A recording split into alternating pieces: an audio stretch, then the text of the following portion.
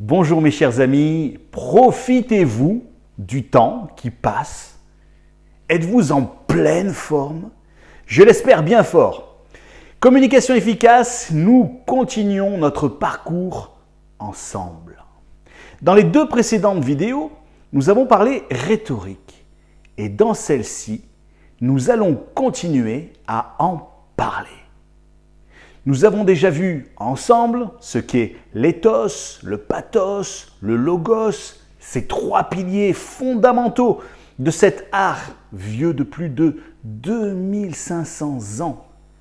Nous avons également évoqué les bases de la rhétorique et ces trois discours majeurs selon Cicéron.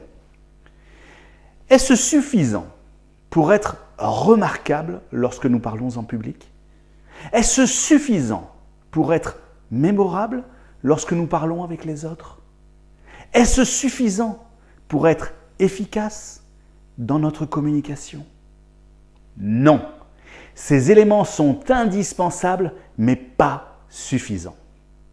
Certes, vous allez me dire, bien entendu, Siegfried, il manque notre voix, la façon dont nous allons l'utiliser, son volume, son rythme. Il manque également nos gestes, nos expressions faciales, nos mouvements sur une scène, sur une estrade ou même sur un espace de 50 cm². Et je vous répondrai, vous avez raison. Mais là encore, ce n'est pas suffisant. Il manque un élément spécial, principal, fondamental. Quel est cet élément? La figure de rhétorique. Et j'en ai utilisé quelques-unes dans les phrases que je viens de prononcer. Lesquelles avez-vous entendu? Au minimum, 3. L'anaphore, la gradation et l'homéotélote. Je l'ai bien dit. Elles font partie des figures rhétoriques d'amplification et d'insistance. Alors la première, c'est l'anaphore. Elle consiste à faire des phrases qui commencent toujours par les mêmes mots. Cela donne un ton plus solennel à ce que nous sommes en train de dire. Et cette insistance sous-entend que ce que nous sommes en train de dire est important. Et cette figure, mes chers amis, vous la connaissez, elle est devenue célèbre lors du débat télévisé de l'entre-deux tours de l'élection présidentielle 2012 entre François Hollande d'un côté et Nicolas Sarkozy. Souvenez-vous de ces mots prononcés en chaque début de phrase par François Hollande. Moi, président de la République, nanana, moi, président de la République, etc. Il est fort. Il l'a prononcé pas moins de 15 fois. Et on pense que ça a joué quand même dans le fait qu'il soit devenu président de la République. Vrai ou pas, c'est une impression. Vous avez pu entendre cette même figure précédemment lorsque je vous disais « Est-ce suffisant pour être remarquable lorsque nous parlons en public? Est-ce suffisant pour être mémorable lorsque nous parlons avec les autres? Est-ce suffisant pour être efficace dans notre communication ?» Mes chers amis, j'aurais pu le faire 15 fois, je me suis arrêté à 3. La deuxième figure de style, la deuxième figure de rhétorique, c'est la gradation. Elle sert à créer un effet de dramatisation par des mots qui ont une force croissante. Par exemple, cela peut être « Cette femme est jolie, belle, magnifique ».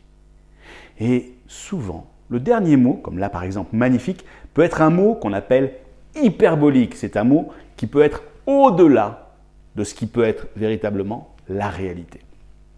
J'ai utilisé moi aussi un cas de gradation précédemment lorsque je vous ai dit « Il manque un élément spécial, principal, fondamental ».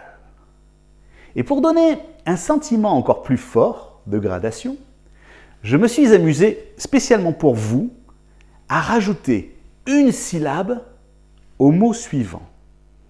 Ainsi, spécial contient 2 syllabes. Principal contient 3 syllabes. Fondamental contient 4 syllabes.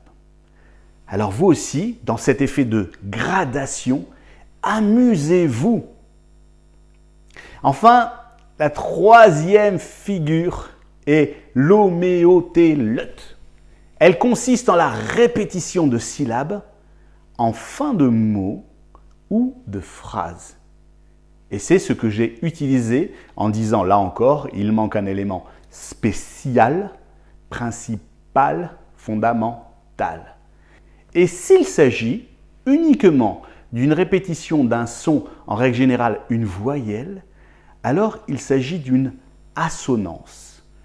Et un exemple d'assonance célèbre est attribué par exemple à Jules César après une de ses victoires.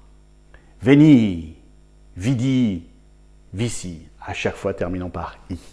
Ça, c'est en latin. Et ça marche aussi en français. Je suis venu, j'ai vu, j'ai vaincu. Voilà mes chers amis, cette vidéo, non pas pour jouer aux intellos, vous avez vu que je viens de faire une assonance, hein. Vidéo, intello. Bon, je plaisante. Elle sert surtout à rappeler les principes qui vous aideront à forger votre style, à améliorer votre pouvoir de persuasion, à développer votre sens de la communication efficace. J'espère que cette vidéo vous aura apporté beaucoup de valeur. Dans la prochaine, nous parlerons encore de figures de rhétorique. Il y en a quelques-unes, beaucoup, énormément. Vous avez vu, hein, gradation. Allez, je plaisante là encore. Alors, à très vite. Et d'ici là, mes chers amis, portez-vous bien.